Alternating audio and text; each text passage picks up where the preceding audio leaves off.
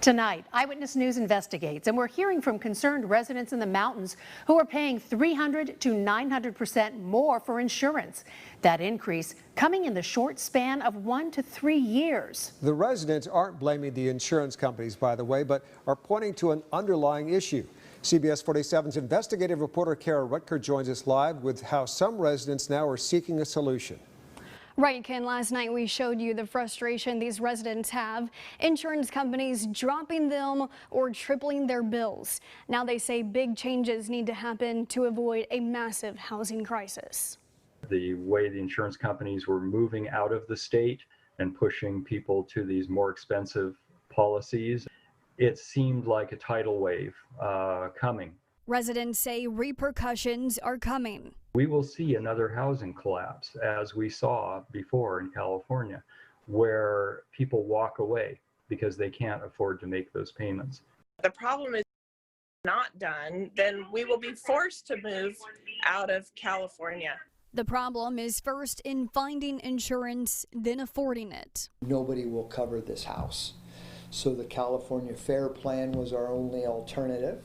I couldn't afford it, so I ended up on the FAIR plan. The FAIR plan was meant as a solution, insurance as a last resort, according to the FAIR plan's homepage. The FAIR plan does not cover a lot of things that my insurance used to cover. The FAIR plan is only fire. People on the FAIR plan paying for several policies. Even the FAIR plan was still $3,400 a year. Plus we had to get another $800 policy on top of that to cover theft and everything else. Residents say it's not the fix the system needs. They agree with insurance agents that the most immediate danger is not climate change, it's forest management. They didn't want to cut down our forest. It's just waiting to burn.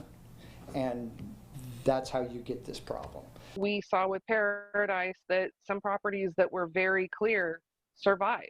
So we know that it works. Elming, who lost everything in the Creek Fire, says addressing what he says is the underlying cause of the crisis is the solution. As far as forestry education, they need to rethink the ramifications of neglect. This isn't working, so rethink it. Another Creek Fire resident left with similar images of the aftermath, echoing Elming's concerns.